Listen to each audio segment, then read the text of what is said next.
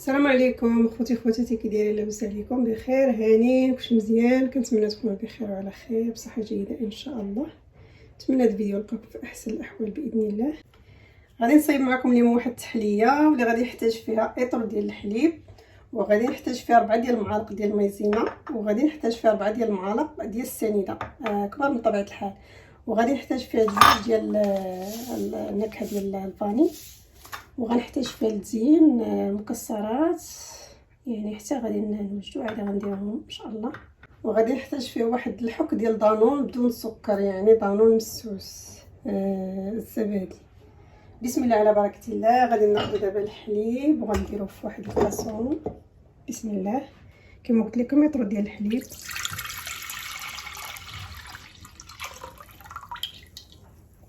التحليه كتجي زوينه بالنسبه للسحور في رمضان ان شاء الله.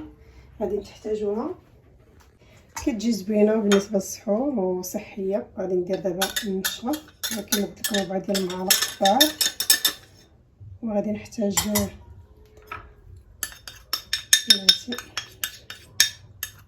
4 المعالق كبار، ما يكونوش عاوتاني ممتلئات، يعني عادي 4 المعالق ديال النشا. وغادي نحتاج 4 المعالق ديال السنيده. ممكن انكم السنيده ممكن انكم ديروا غير 3، ممكن تزيدوا ممكن تنقصوا، يعني السكر والملح كما كنقول لكم كيبقى اختياري. غادي نحرك شويه هكا، وغادي نديرو دابا يغلى فوق البوطه وما تحرك طرف حالي، ما غاديش نغسلو عليه حتى غادي بان لينا الكريمه بدات كترتاح، وغادي نطفيو عليه ونرجعو ان شاء الله. حنا شاغلين فوالا نيت غندخل هاد السنيده المزيانه. ممكن تعوضوا هاد الخصيص يعني. وغادي نخلي هاد 2 فانيات ودانون حتى نطفي عليها. دابا بعد ما طفينا عليها غادي ندير هاد 2 اكياس ديال نكهه الفاني. ممكن ندير وحده، هي كتجي بجوج كتجي احسن، كتجي فيها نكهه زوينه يعني زينه.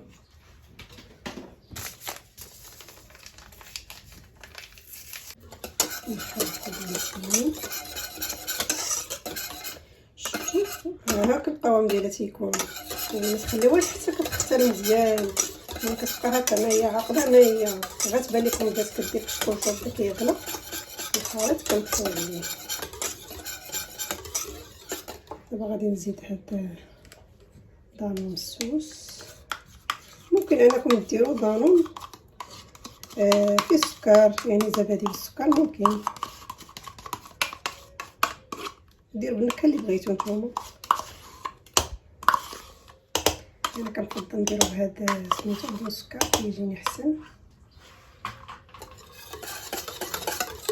بطبيعه الحال كنكونوا موجدين الكيسه اللي غادي نصبو فيهم هاد التحليه هادي لحد باقا سخونه.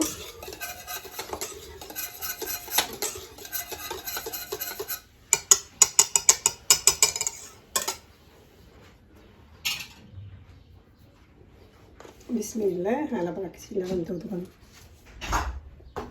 نخوف هاد الكيسان هادو. بسم الله. يعني غنديرو داكشي بالتساوي.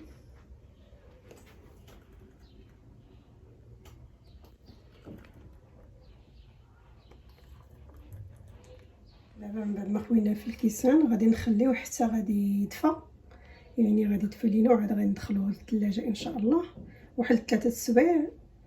ومن بعد ما غادي يبرد لينا عاد باش غادي نزينوه ان شاء الله بهاد المكسرات هادو بحال في رمضان ان شاء الله. توجدوه مع ديك الوقيته ديال الفطور وديروه في الثلاجه، وملي كتبغيو تقدموه عاد ديروا مكسرات. دابا من بعد ما التحليه بردات خلينا واحد 3 ديال الساعات في الثلاجه. دابا غادي نزينوه بهاد المكسرات هادو. بالنسبه للزين راه كيبقى اختياري، ممكن انكم ديروا غير الزبيب بوحدو، ممكن ديروا التمر، ممكن ديروا غير صوص كراميل ولا صوص ديال الشوكولاط، تحكوا الشوكولاط اي حاجه اللي متوفر.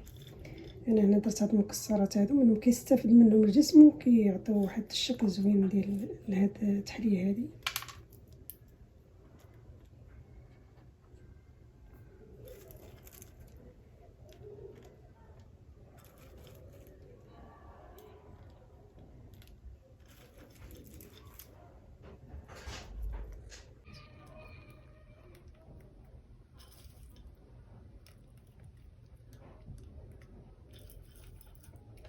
انا في هاد المكسرات درت هنايا الزبيب، درت شويه ديال الكركاع، شويه اللوز كما قلت لكم نتوفر.